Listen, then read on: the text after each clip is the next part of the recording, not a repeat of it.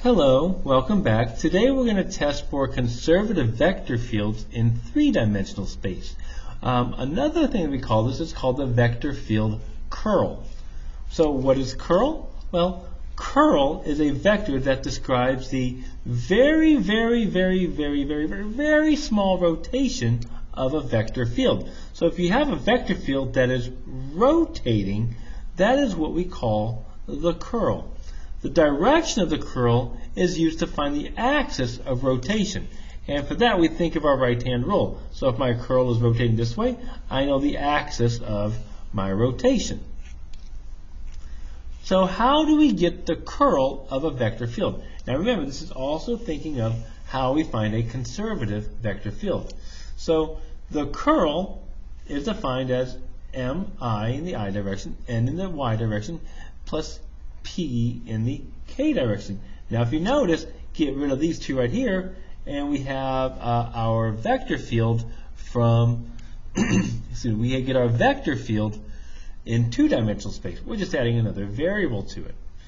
How we define curl, this is how we call it, curl of f, is the following. It is the cross product of our gradient and our vector field. So we got the cross product of the gradient and the vector field itself. Now, remember,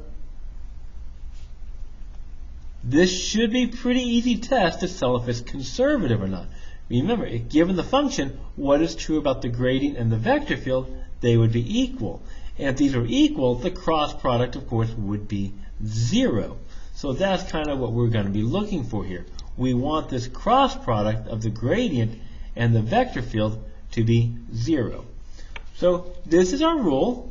So we got the partial p with respect to y minus the partial p with respect of n with respect to z, and in the I direction, and we got it right here. So we're going to take a look at where this comes from right here in just a second, but you do want to kind of know this rule right here. Now, one thing to notice is that the curl of a vector field is a vector itself. Notice we got the I, j, and k components of a vector, because we're getting it from a cross product, and the cross product of two vectors is another vector. If the curl is 0, then f is said to be irrotational. Not irrotational, that's what siblings are for. Irrotational means it is curl-free, which means that the vector field is not moving. So if we have some sort of vector field, it's staying the same. If the vector field, if it's not 0, that means we have a rotational force acting on our vector field. So if it's 0, we know the vector field is what we call curl-free. This is important as it means that the vector field is conservative, which means it's not losing or gaining any physical attributes to it.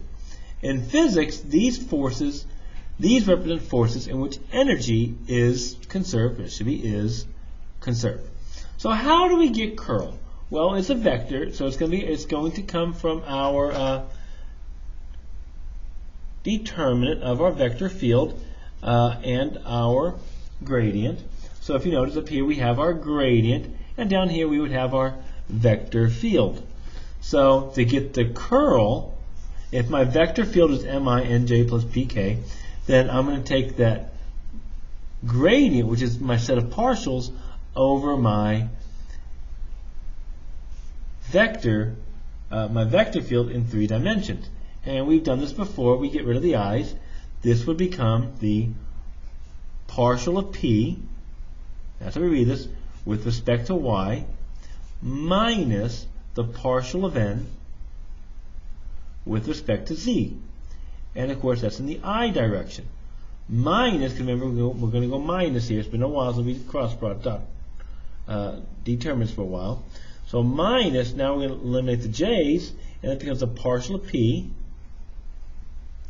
with respect to x minus, and over here, the partial of m with respect to z in the j direction, plus, and now we're going to hold the k's, we get the partial of n with respect to x minus the partial of m with respect to y in the z, I guess I should say k direction. Now remember, up here, that's my gradient. Down here, this comes from my vector field itself. That's my vector field, its components. And that's our rule. So let's go ahead and find the curl for the following. Remember, this is M, this is N, and this is P.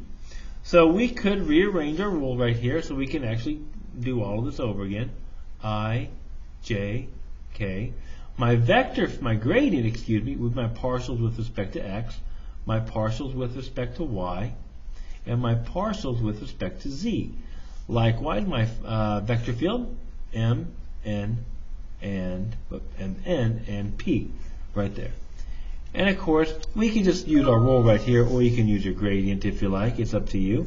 So what we're going to do is, if I take my partial of P with respect to Y, this just becomes 2Z minus the partial of N with respect to Z, which is 0, I, minus the partial of P with respect to X,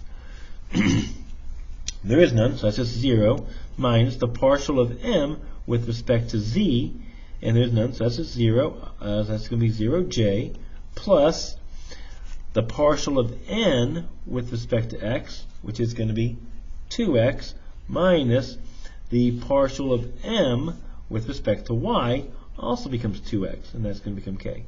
So notice these are both 0 right there. So my curl, therefore, is just going to be 2ZI. So there's my curl. Now notice it's not 0. This is not 0. Therefore, we can say that this vector field, therefore we can say our vector field is not conservative. Now remember, to be conservative, these would really kind of be the same right there. So, and we don't have that right here. So this is not 0, so this is not a conservative vector field. Now you will be learning a lot about curl as you move along in multivariable. But for now, we're just going to use it to determine whether a vector field in space is conservative. So if you go to video number 2, we're going to take a look at curl and how it relates to finding the original function or potential function in 3 space. We'll see you then.